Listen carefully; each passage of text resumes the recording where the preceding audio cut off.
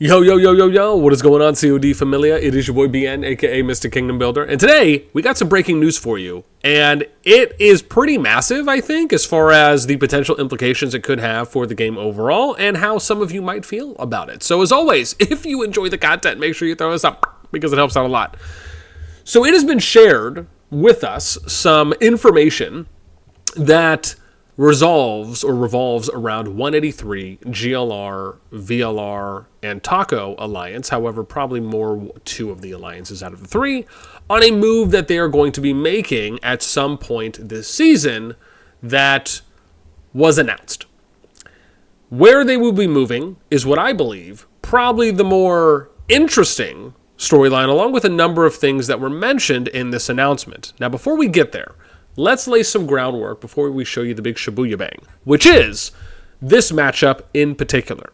So we end up having, and we'll show you the kingdoms that are here, and kind of get to the goods here in a moment. We have 12, 15, 19 going up against 110, 183, and 250. Okay, well, what does that mean? How do those numbers look? Well, I will show you because I'm a generous soul. So we have, and we just ended up pulling this right now, I would say maybe about 30, 60 minutes ago, 30, 45 minutes ago.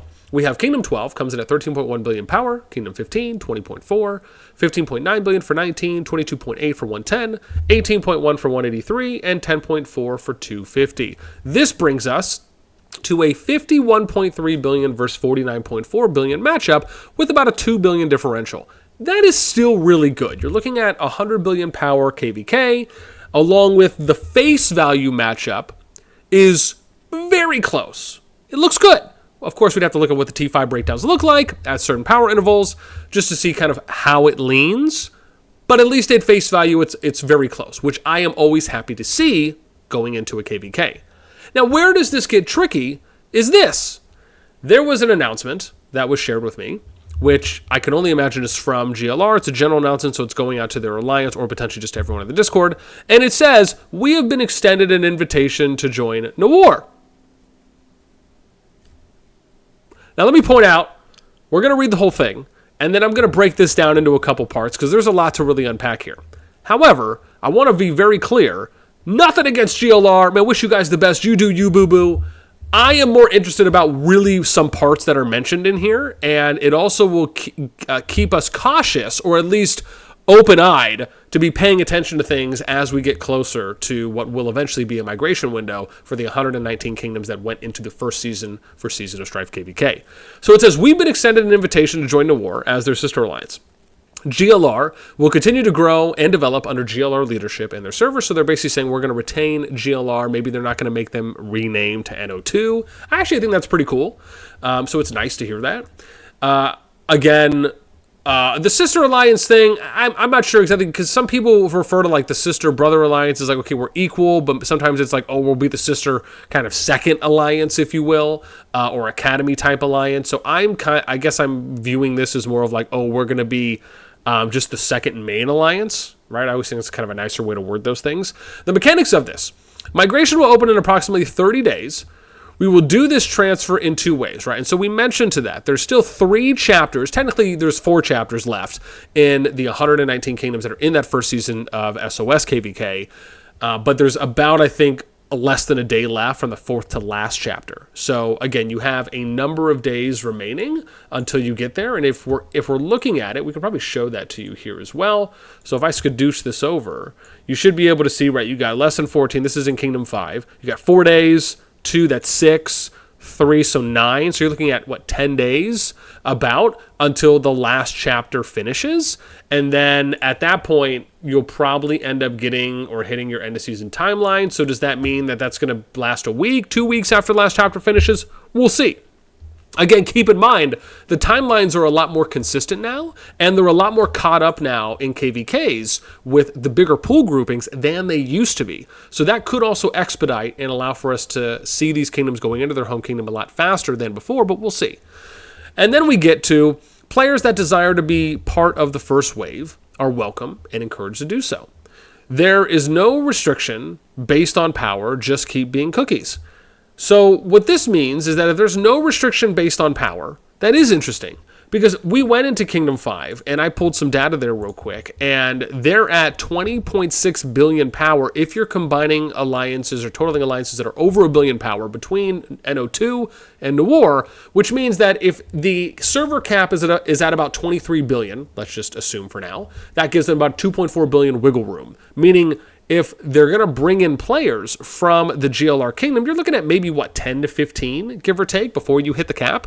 And that's only if they don't raise the cap. So let me show you some screenshots, and we're going to come right back to this one. So you can see here GLR, right, based on the alliances. If we look at their top 20, you could see, right, 250, that's already 10% of the 240 cap that Higgs is taking up. You can see as you continue to go down, right, you have 5, 10 for GLR. I mean, you can make an argument these 10 people would probably total up to about that, right? We'd have to do some math. Maybe it'll be a little bit over. But here's kind of the top 20 if you just want to see that. And then we can show you the NOIR group, right, that we ended up totaling up for NO2 and NOIR. You can also see that they're a full status kingdom right now, right, at 20 point. Now, again, will the status stay that way by default? Are we going to be seeing it change? Again, from what we've heard from COD support is that they've said that this should be updating real time. There's been no indication. I haven't seen any screenshot that says, oh, we keep the status fixed until they get out of the KvK. Now, maybe if that's been shown somewhere, I'd love to see it. I just haven't seen that yet. So by all accounts, this is supposed to be a real-time update. And so if that is true and it holds accurate and nothing's been changed yet, then we will see where they end up. If that remains, it means they shouldn't be able to get any more people, right? So we will pay attention to this because it still says 0 to 0. It's still this as of today of recording. And we're going to also be paying attention to the other kingdoms as well in the 119 kingdom group once we get closer to end of season to see where they are and how are any of the activity statuses changing. And so then you can see here, right, the amount of time that they have left. But again, we already kind of showed you that. So back to the bang bang here, if you will.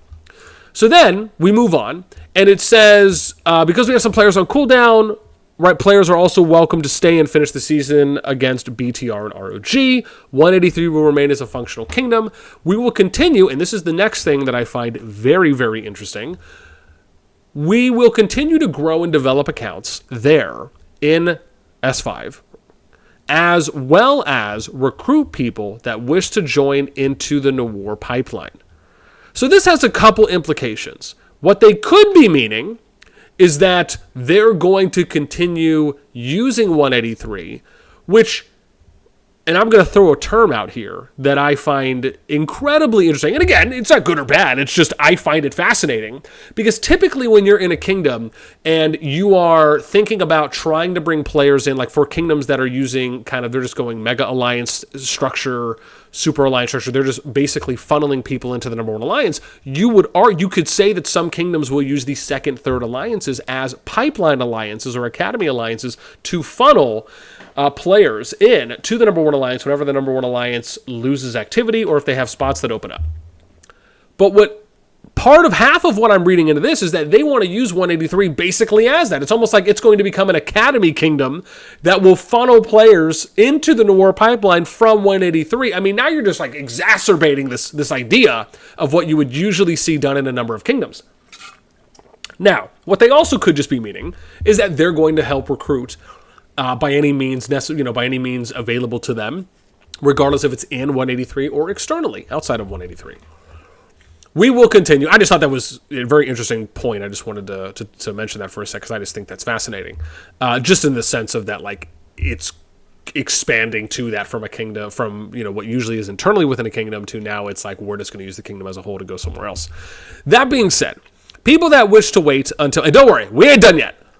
People that wish to wait until the second wave are looking at approximately 80 days before we can do so. And again, that's referring to the people that have migrated there and they have to wait until their cooldown comes off. Most likely is what I'm taking away from the 80 days because, again, at that point, if you're talking 80 days from now, there's a good chance they're already going to be back into their next KvK. So if that's the case, are they saying it's going to be 80 days until the next KvK finishes and then the next migration window opens once they arrive in home kingdom? Because remember, you can leave your KvK and join a kingdom that's in home kingdom, but you can't leave your KvK and join another kingdom that's in KvK, right? And again, same migration rule still applies. It's got to be same timeline, same season, and the kingdoms just have to be in your pool, right?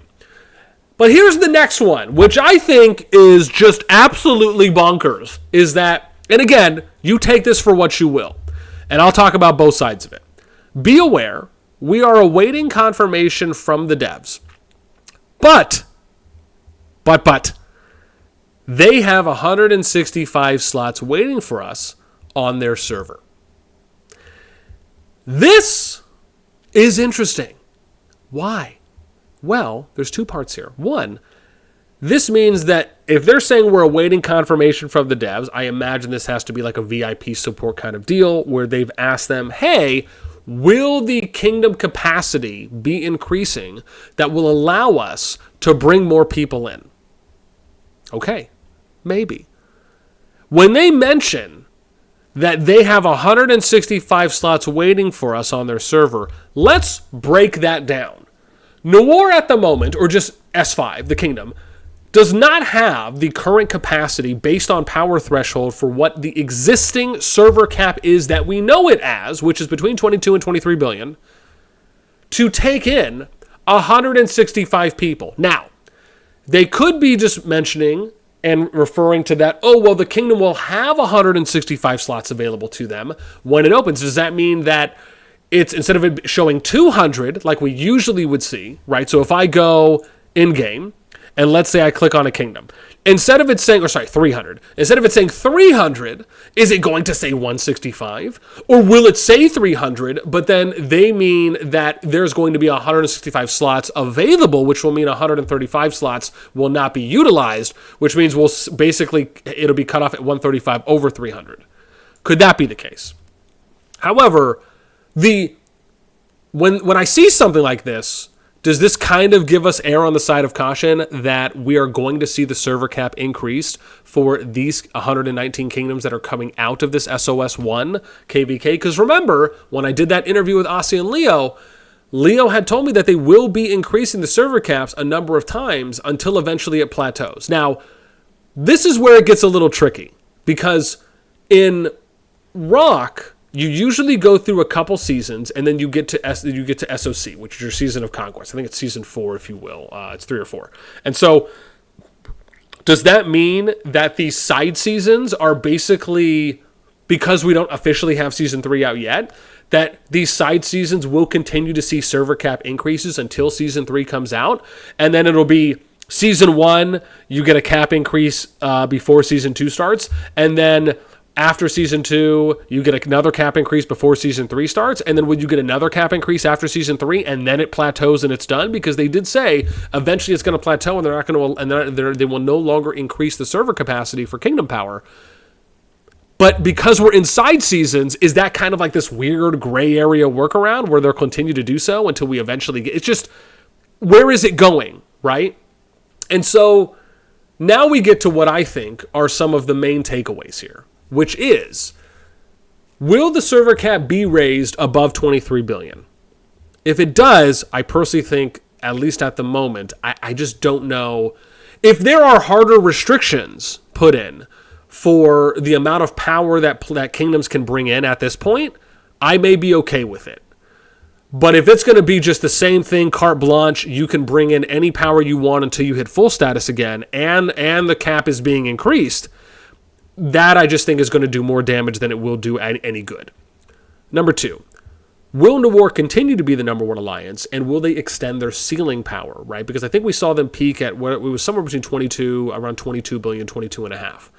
And so will they eventually get to 23 billion, but specifically from migrants coming in that is going to then raise the power a bit more? Now, yeah, could you make an argument that if they just funneled everyone into NOIR and they just waited a little bit longer to keep powering up, they're eventually going to be there? Yeah.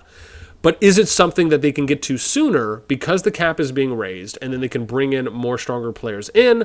Or are they just going to say, let's just kind of cap it off at 22, 23 bill and let's start building out a second alliance, which again would just make them that much stronger overall? Number 3, will NOIR/Kingdom 5 end up having easier, less challenging KvKs? Let's keep it a buck, fam. Let's keep it 100 and the most transparent that we can, because your boy's going to do that for you. The SOS 1-3 KvK has been and is sadly and unfortunately, the most disappointing number 1 KvK that we have seen in the history of the game. And we're talking overall for the duration of how long the KvK lasted compared to the amount of PvP and fighting that we saw. Now, yes, there are some disclaimers to mention, which is number 1, we actually have a higher number of dead troops that were incurred in this KvK compared to previous KvKs, right? So when we often refer to the big, massive, epic KvK of TFS versus NOIR and a number of other alliances that were in there as well, and how awesome it was to see the fighting last, hardcore fighting, right, for 2.5 weeks, 2.5 to 3 weeks, and then we still saw sustained fighting throughout the remainder of the season. It was phenomenal to see in that final zone. That was in the Bellerin Season 1 or SP1 KvK. Clearly, there was not as much dead incurred there with the Bastion implication, and then again, potentially how long the pass fighting happened. However, let's be very clear here on that there was a significant amount of pass fighting that happened in this SB2 KvK, or excuse me, ST2, I guess, KvK. And so you end up having this situation mainly because the level 4 passes opened before the level 5 passes, which the problem here, and really where the challenge is that Zone 3 opened the cross Zone 3, which basically means that everyone could kill each other immediately and then start going into Zone 2s before Zone 4 opened. And because we weren't able to have this crescendo fight, now some of you remember this when we saw the Bellerin Season 1 map come out, and it basically forced this west versus east approach, where for the Kingdom, for the KvKs that really wanted to have a better chance at having longer lasting PvP, they split up. So you had your union went to the left, the west 3 zones, zone 1s, and then your other union or the other group went to the east. 3 zone 1s. And then, you didn't get any action in Zone 2. The only action you got was at the statue in Zone 3. But then you crescendoed and had the big final boss war in the final zone or in Zone 4. In this case, the fighting could have lasted longer if we ended up seeing the final zone open up first, and then the adjacent level 3 passes that allowed for the alliances and kingdoms to go into each other's Zone 3s. That would have been a better way, and I hope they make that improvement, because if not, you're going to continue to see a number of KvKs be killed off by Zone 3 without really being able to see Zone 4, which they made adjustments to the final zone, which should be improving it. But if you don't allow everyone to get there, or at least all of the potential fighting alliances and kingdoms to get there, then it's kind of a moot point. It's like, why make these changes if you're not going to allow the players, the alliances, and the kingdoms to get there to where we can see this massive war, which was directly based, or changes were made in a large part based on feedback that was provided from kingdom leaders and a number of players. We even did that in that State of the Union, where we asked all the leads from top and active alliances throughout the game for feedback. Part of that feedback was wanting to see some more open field play in Final Zone, so we could be fighting longer and more, and people would be more encouraged to do so. And then we saw them make those changes. And so, again, we want to see the changes actually, fulfill and get some action out of that. And so that is part of my worry, is do we see this situation play out where, because Kingdom 5, NOIR, and anyone else for that matter as well, increases so much more that the KvKs become easier for them, right? Where now it kind of gets to what I think is point number 4, right? And easier / less challenging. Point number 4 is that, will eventually they just need to start 1 versus everyoneing? Is that what it's going to be? Will they eventually need to 2v3, 2v4? Right? Will it eventually become that for them in order for them to really get a level of enjoyment out of the KvK? And I'm talking full enjoyment, not some short-term temporary couple day worth of enjoyment out of a 55-day season, right? You can kick rocks with that. I'm never going to believe that anyone in that alliance truly, and I'm talking truly, based on previous amazing KvK experiences, you can't sit there and tell me that this was the most fulfilling KvK you've ever had and you enjoyed your 3 days of, let's be honest, not full hardcore fighting because they weren't there right away on the front line like TFS and AFS were. Again, based on positioning and how things played out, of course. But you can't sit there and tell me that you're like, oh my God, the most enjoyable KvK I've ever played. I'm not believing that. Was it enjoyable for the short term? Sure, but we're talking throughout, overall, in the duration of the KvK. And then there's the developer implication. An implication really more so being, okay, well, what are they going to do? And so I just think that's something we're going to have to be on the lookout for. I very much feel like people are going to pay a little bit more attention to this now and waiting to see if the activity status changes at any point, paying a little bit more attention to seeing how many people they actually get in, what does the power increase look like, and we'll do that for a number of other kingdoms as well. But this is fascinating to me. Like I said, man, GLR, 183, they can do what they want, right? Nothing against them at all. And really nothing against anyone. I just find the information to be incredibly interesting and intriguing, and it very much puts my radar hat on to pay a little bit more close attention to see what's going to happen. So I would love to hear from you. Do you think that the server cap is going to be increased? And if so, do you think it's a good thing, a bad thing? Do you agree? Do you disagree on will this become easier and less challenging for NOIR and Kingdom 5 and any other kingdoms and alliances that kind of follow suit with a similar style that Kingdom 5 and NOIR are doing? And do you think that's going to be good or not so good for the game? You let me know in the comments down below. That's going to do it for me. As always, until next time, we'll catch you later.